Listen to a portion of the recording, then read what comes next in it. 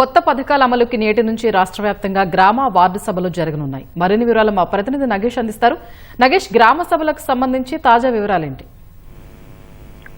నేటి నుంచి రాష్ట్ర వ్యాప్తంగా పంచాయతీల్లో గ్రామ సభలు, మున్సిపాలిటీలు, కార్పొరేషన్ల పరిధిలో వార్డు సభలు జరగనున్నాయి. ఈ నెల 24వ తేదీ వరకు నిర్వహించి కొత్త పథకాల కోసం లబ్ధిదారుల ఎంపికకు సంబంధించి తుది కసరత్తు చేయాలని ప్రభుత్వం రాష్ట్ర వ్యాప్తంగా ఏర్పాట్లు చేసింది. ఈ రోజు గ్రామ సభలు, వార్డు సభల్లో అంటే 4 పథకాలు: ఇందిరమ్మ ఆత్మీయ భరోసా, రైతు భరోసా, కొత్త రేషన్ కార్డులు, ఇందిరమ్మ ఇండ్లు, ఈ 4కి సంబంధించిన లబ్ధిదారులకు సంబంధించి ఇప్పటికే కసరత్తు చేశారు. రైతు భరోసా గురించి అంటే వ్యవసాయ యోగ్యమైన భూములకు మాత్రమే ఇవ్వాలని ప్రభుత్వం నిర్ణయించింది. ఇటీవల రాష్ట్ర వ్యాప్తంగా వ్యవసాయ యోగ్యం కానటువంటి అంటే రియల్ ఎస్టేట్ వెంచర్లు కానీ లేక రాళ్లు గుట్టలతో ఉన్నటువంటి భూములు అంటే ఇక్కడ పంట వేసే అవకాశం లేనటువంటి భూములను గుర్తించేందుకు రాష్ట్ర వ్యాప్తంగా సర్వే నిర్వహిస్తున్నారు. వాటికి సంబంధించి ఇప్పటికి కొంతవరకు కసరత్తు పూర్తయింది. వాటికి సంబంధించిన వివరాలన్నీ ఈ రోజు నుంచి జరిగే ఆ సభల్లో రైతులకు వివరించి వాటికి సంబంధించి లబ్ధిదారుల ఎంపిక చేయనున్నారు.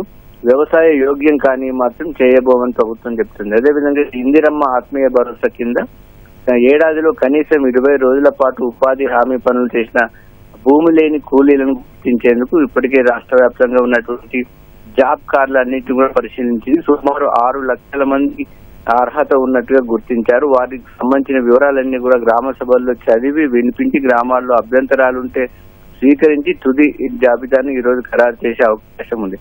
అదేవిధంగా ముఖ్యంగా రేషన్ కార్డులు, ఇందిరమ్మ ఇండ్లకు సంబంధించి మాత్రం కొంత గందరగోళమైన వాతావరణమే నెలకొంది.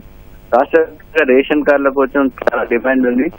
ఇప్పటికే సుమారు 10 లక్షల వరకు ప్రజాపాలనలో దరఖాస్తు చేశారు. అంతకంటే మరొక 12 లక్షల దరఖాస్తులు ఇటీవల కుల గణన సర్వే ప్రకారం దాదాపు 6 లక్షల మందికి రేషన్ కార్డులు కావాల్సిన అవసరం ఉందని గుర్తించారు. వీటన్నిటి ప్రకారం సుమారు 40 లక్షల మందికి రేషన్ కార్డులు ఇవ్వాల్సి ఉంటుందని పౌర సరఫరాల శాఖ మంత్రి ఉత్తమ్ కుమార్ రెడ్డి స్వయంగా చెప్తున్నారు. వీటన్నిటికి సంబంధించి ఇప్పటికే వివిధ వర్గాలను ఈ కుల గణన ఇతర అంశాల ద్వారా వచ్చినటువంటి వివరాల ఆధారంగా లబ్ధిదారులతో ఈ రోజు మళ్ళీ దరఖాస్తులు స్వీకరించనున్నారు. అందులో పేరు, ఆధార్ కార్డు, ఫోన్ నంబరు, కుటుంబ సభ్యుల వివరాలు వాటన్నింటినీ ఫామ్ నింపించిన తర్వాత వారికి అర్హత ఉందా లేదా ఒక ప్రాథమికంగా నిర్ణయించనున్నారు. అయితే గతంలో ఇక్కడ కూడా దరఖాస్తు చేయని వాళ్ళు ఎవరైనా ఉన్నట్లయితే ఈ రోజు నుంచి జరిగే గ్రామ సభల్లో కూడా మళ్ళీ దరఖాస్తు చేసుకోవచ్చని ప్రభుత్వం చెప్తుంది. అదేవిధంగా ఇండ్లకు సంబంధించి ఇటీవల ప్రభుత్వం ఒక యాప్ తయారు చేసింది. యాప్ ద్వారా అంటే గతంలో ప్రజాపాలన దరఖాస్తుల్లో తమకు ఇందిరమ్మ ఇండ్లు కావాలని టిక్ చేసిన వారందరికి సంబంధించి సుమారు 80 లక్షల మంది ఉన్నారు రాష్ట్ర వ్యాప్తంగా. వారికి సంబంధించి ఆ మొబైల్ యాప్ ద్వారా వారి ఇంటికి వెళ్లి వారికి సంబంధించిన ఫోటోలు కూడా తీసుకొని వివరాలన్నీ కూడా సేకరించారు. అయితే ఆ ప్రక్రియ అంతా పూర్తి కాదు. సుమారు 40 లక్షల వరకు ఇప్పటి వరకు పూర్తయింది. ఇంకా 40 లక్షల మంది వివరాలు సేకరించాల్సింది. ఇప్పటి వరకు పూర్తయినవి మాత్రం ఎందుకంటే ప్రభుత్వం ఈ 4 పథకాలను కూడా గణతంత్ర దినోత్సవం రోజున ప్రారంభించాలని నిర్ణయించింది కాబట్టి ఇప్పటికై వరకు పూర్తయినటువంటి లబ్ధిదారుల జాబితా ప్రాథమికంగా గుర్తించి ఆ రోజు లాంఛనంగా ప్రారంభించాలని ప్రభుత్వం భావిస్తుంది.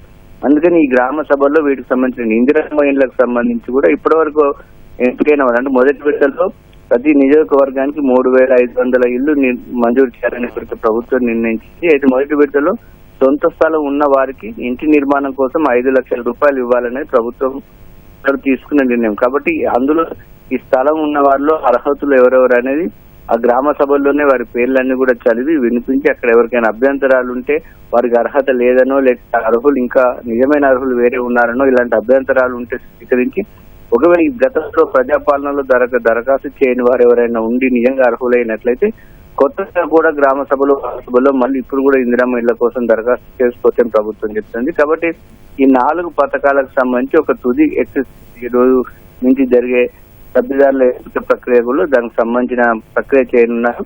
కొత్తగా దరఖాస్తు స్వీకరించడం, గతంలో ఉన్నటువంటి దరఖాస్తు ఇచ్చిన వాళ్ళు సర్వేలో తేలిన అంశాలన్నీ కూడా గ్రామ సభ ముందు వాటి ఆమోదం పొందడం, అదేవిధంగా ఇంకా కొత్తగా దీనికి సంబంధించి ఏమైనా సూచనలు ఉంటే కూడా స్వీకరించి 24 వరకు ఈ ప్రక్రియ పూర్తి చేసి 25న తుది జాబితా ఖరారు చేసి 26న ఈ 4 పథకాలను రాష్ట్ర వ్యాప్తంగా లాంఛనంగా ప్రారంభించేందుకు సంబంధించిన తుది ప్రక్రియ నేటి నుంచి జరగబోతుంది. స్వప్న, ధన్యవాదాలు నగేష్.